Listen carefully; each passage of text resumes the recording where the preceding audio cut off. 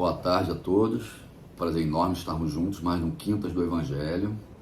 Hoje nós não conseguimos chegar a tempo na rádio. No meio do caminho aconteceu algum acidente ou algo similar na linha amarela e o Waze já dava um horário de 2h10 para chegar lá e seria impossível conseguir chegar para o programa ao vivo. Então nós avisamos a rádio, como vocês devem ter visto, estão reprisando o programa da semana passada, mas para não perder o conteúdo, o capítulo que é interessante e o estudo que nós já havíamos treinado, preparado, né? É verdade. Muito bem treinado. Né? Isso eu não sei. Muito bem treinado.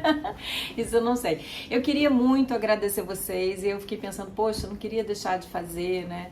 Eu fiquei aquele tempo todo viajando, não estava com vocês e aí fiquei carente. Eu sei que não é a mesma coisa, porque a gente não está ao vivo, porque não tem o carinho de vocês, porque não tem as perguntas, mas pelo menos a gente vai ter um pouquinho do conteúdo, espero que vocês gostem. Qualquer coisa, coloca as perguntas aí, que depois eu respondo para vocês no Face mesmo, tá bom? Nós vamos postar no Face e no YouTube. No YouTube, no canal do YouTube. Vamos treinar, vai ser o iniciozinho, né? Vamos ver o que a gente vai... se a gente vai começar, vai conseguir, né? Começar a botar esse canal para funcionar. Eu queria falar uma outra coisa com vocês também, aproveitar que a gente está aqui, né, meio informal. A partir de quarta-feira que vem, eu quero começar a live. Sabe aquela live que a gente fazia às quintas e tal, que eu voltei pro presencial? Então eu quero começar a live. E muita gente me pediu para falar sobre o Jesus no lar. Então eu pensei em fazer uma coisa assim, vamos fazer uma quarta-feira de higienização do lar, uma quarta-feira de irradiação, né, nas nossas casas. Então a gente vai falar sobre, vai ler a página do Jesus no lar, vai fazer uma live sobre a página e eu espero que vocês gostem. Tá? A gente vai começar na quarta-feira que vem, mas eu vou botar os anúncios aí pra gente lembrar. Você gostando, a gente continua. Vocês não gostando, a gente pensa em outra coisa, tá bom? Então vai me dizendo se vocês gostam. Então a passagem de hoje é do Vinho de Luz, o 49, capítulo 49, exortados a trabalhar. Esse capítulo, ele é de uma epístola que a gente nunca estudou, que é a Epístola de Judas. É a primeira vez que a gente vai estudar a Epístola de Judas. É uma epístola curtinha, mas ela tá lá logo depois de João. E não é Judas Iscariotes, tá? Judas Iscariotes já tinha desencarnado. É outro Judas. Irmão de Tiago. Jesus vai falar, vai explicar sobre ele. Ou Jesus, Hernani vai explicar sobre ele. Mas é interessante porque é uma coisa nova, né? Um mensageiro novo. Então vamos ver o que ele está falando pra gente. Amados, embora estivesse muito ansioso por lhes escrever acerca da salvação que compartilhamos, senti que era necessário escrever-lhes insistindo que batalhassem pela fé uma vez por todas, confiada aos santos. Pois certos homens, cuja condenação já estava sentenciada há muito tempo, infiltraram-se dissimuladamente no meio de vocês. Estes são ímpios e transformam a graça do nosso Deus em libertinagem e negam Jesus Cristo, nosso único Senhor e soberano. E aí, Hernani? Então, esse Judas que atribui-se essa epístola, essa carta, não é Judas Iscariotes. Judas Iscariotes, como nós sabemos, né, suicida logo após ter entregue Jesus, né, a Pôncio Pilatos. Então ele já não existia nessa fase pós-Jesus e pré-fundação da igreja do cristianismo. Esse Judas atribui-se a irmão de Tiago, que alguns historiadores colocam como irmão de Jesus, né? Jesus teria irmãos. Existem algumas passagens do Evangelho que mostram isso, mas o concílio sempre tratou isso como um dogma, como um paradigma, porque eles queriam manter a virgindade de Maria, que é algo muito polêmico dentro do cristianismo, desde os primeiros concílios. Como Maria poderia ser virgem tendo essa quantidade de filhos, né? E Jesus esses irmãos. Mas teoricamente Tiago é irmão de Jesus e Judas irmão de Tiago. Seria irmão de Jesus, não sei de mesmo pai ou mesma mãe, porque também, como sabemos historicamente, Jesus fica órfão muito cedo, entre 12 e 14 anos. Órfão de pai, né? Órfão de pai. Maria continuou até o final, né? Estava próxima quando Jesus foi crucificado, então Jesus fica órfão de pai, de José. Talvez Judas seja um filho de outro pai. né? E por isso seja irmão de Jesus, não 100% irmão de Jesus, né? Irmão parcial de Jesus. Essa é a história. E outra coisa, como ele não fazia parte dos 12 apóstolos e nem substituiu Judas na época como apóstolo, ele deve ter aderido ao cristianismo posteriormente, talvez através de Tiago, e ele era um judeu, então ele era um judeu convertido ao cristianismo. E ele está falando especificamente nesse capítulo sobre infiltrações. Imagina a dificuldade que não foi você implementar uma religião cristã dentro do judaísmo, em que a maioria deles até hoje, inclusive, não acredita que Jesus foi o Messias. E pior, né? Na realidade, Jesus foi a crucificação nas mãos dos judeus, né? Entregue pelos judeus aos romanos. Então era muito complicado na época você fazer essa conversão. Só espíritos muito trabalhados no plano espiritual e preparados para isso, e que conheceram Jesus de perto, talvez ele como um irmão, meu irmão, aderiam à causa. Então ele diz isso, olha, nós somos chamados ao trabalho. Ele fala do nosso Deus, né? Então ele fala porque o Deus é o mesmo, né? O Pai, né? Nosso Pai, o judaísmo e do cristianismo é o mesmo, mas ele diz: temos pessoas infiltradas atrapalhando o trabalho que não acreditam em Jesus, não acreditam no cristianismo. Então era um momento complexo em que nascia o cristianismo, principalmente no seio judaico, e que ele estava nesse conflito com os judeus que não aceitavam a Jesus e que estavam infiltrados, atrapalhando a evolução do cristianismo. É isso que ele fala nessa passagem e nos convoca ao trabalho, né? Nós cristãos, desde aquela época, ao trabalho, que é o que acontece hoje, né? Hoje há um grande trabalho, né, para vencer o preconceito religioso e principalmente mostrar para aqueles que não são cristãos quem era Jesus. Hoje a grande missão nossa, inclusive eu aqui com camisa do MAP, sexta-feira conversei longamente isso com o Ivan, é levar o verdadeiro cristianismo para todas as religiões, porque muitos falam em nome de Jesus, mas com preconceito, né, com rancor, né, pensando, e isso leva aos que não são cristãos a achar que Jesus pregou isso em algum momento. Preconceitos religiosos, preconceitos raciais, preconceitos sexuais, de gênero. Então Jesus nunca passou por isso. E muitas pessoas que não são cristãs e que vivem nessas minorias ou nessas religiões não cristãs acham que são perseguidos, que há um preconceito e que isso vem da Bíblia ou vem de Jesus, e está longe de ser uma realidade. Se nós não levarmos o verdadeiro cristianismo, e isso é o que cabe ao espiritismo, levar o verdadeiro cristianismo, nós não vamos levar Jesus para tantas pessoas que precisam e gostariam de ter ele como acolhimento, porque Jesus é o maior acolhedor, né? Ele veio para os doentes, para as minorias, para os que tinham problemas, e ele dá esses exemplos o tempo todo. Uma coisa muito interessante sobre isso que você está falando, que eu estava pensando aqui, é o seguinte: Jesus fala, quando ele vem, e ele fala do Antigo Testamento, ele diz assim: arrancada será toda a árvore que meu pai não plantou. Então ele fala isso por quê? Porque Moisés veio com uma missão de consolidar o monoteísmo na terra, e ele vem com uma missão sublime, né, de trazer o Deus único, mas ao longo do caminho de Moisés, ao longo do caminho de todos os profetas, algumas plantas que o pai não tinha plantado foram semeadas. Que plantas foram essas? O Levídico, porque o Levídico ele era um código civil da Babilônia que condenava a morte você por qualquer coisa, cortava a mão, e isso não foi o pai que falou, mas virou religioso, porque Moisés não tinha como conter aquele povo e falou: olha, isso aqui também é de Deus.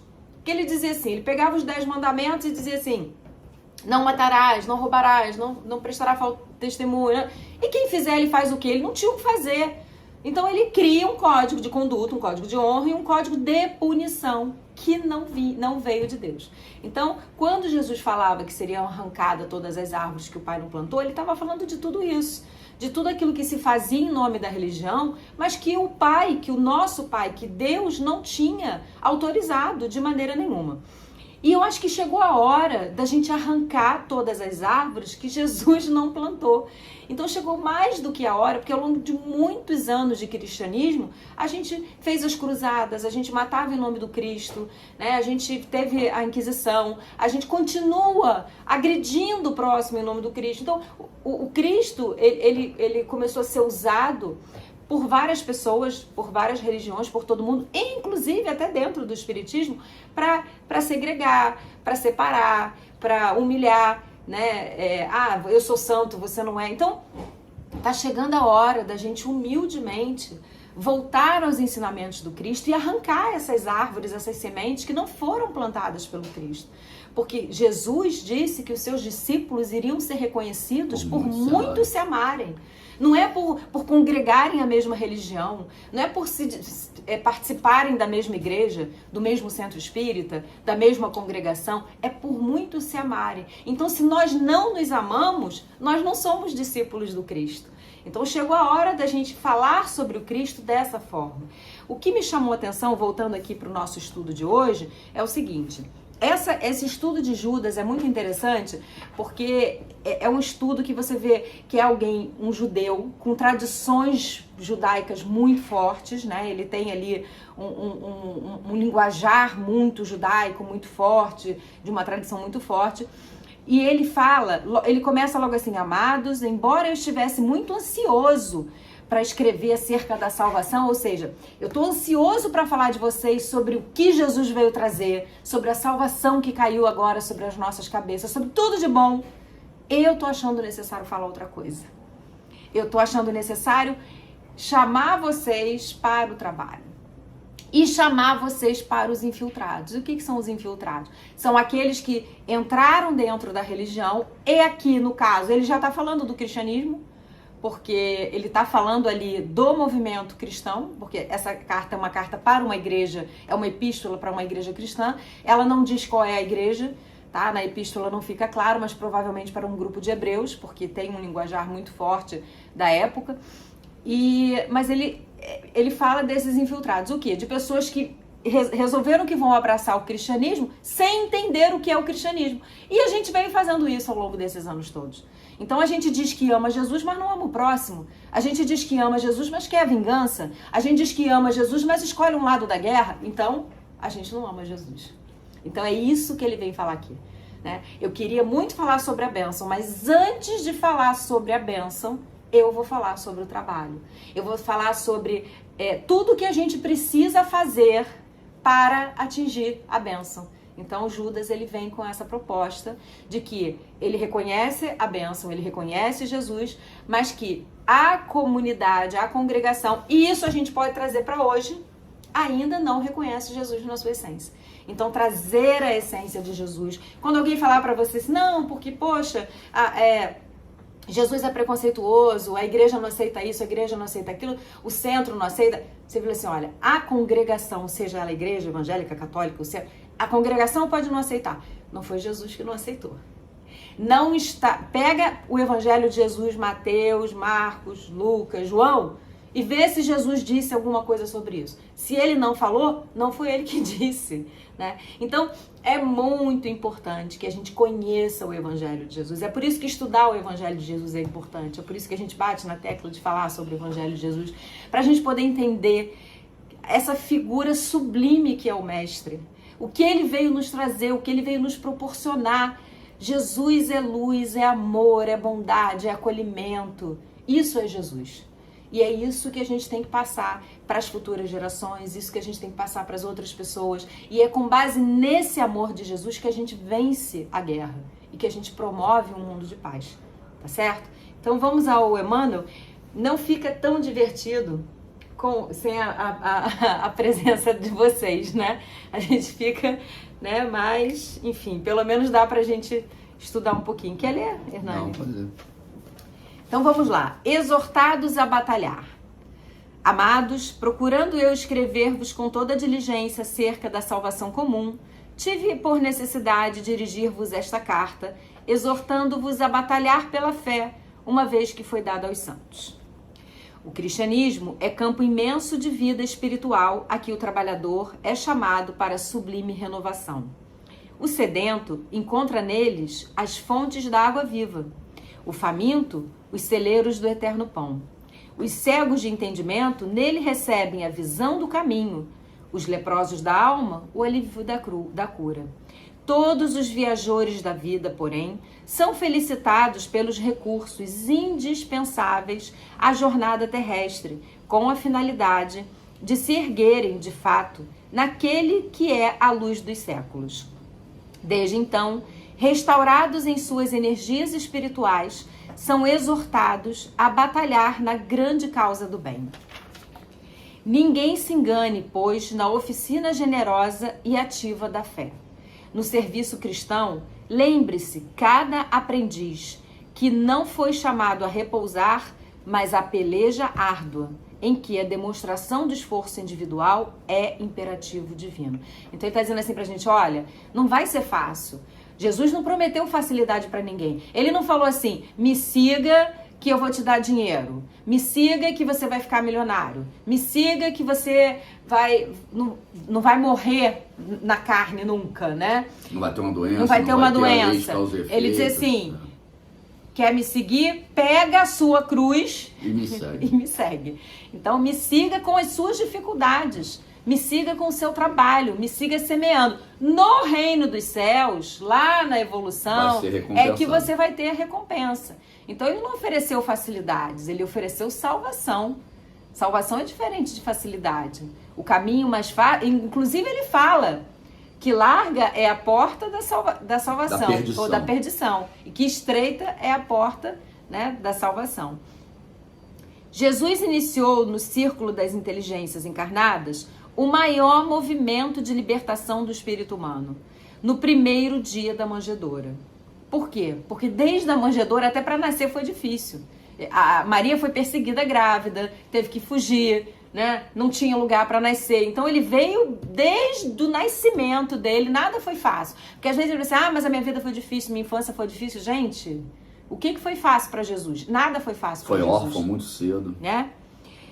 Não se equivoquem, pois os que buscam o mestre dos mestres receberão certamente a esperada iluminação, o consolo edificante e o ensinamento eficaz, mas penetrarão a linha de batalha, em que lhes constitui obrigação o combate permanente pela vitória do amor e da verdade na terra através de ásperos testemunhos, porque todos vós encarnados e desencarnados, oscilantes ainda entre a animalidade e a espiritualidade, entre o vale do homem e a culminância do Cristo, estamos constrangidos a batalhar até o definitivo triunfo sobre nós mesmos pela posse da vida imortal.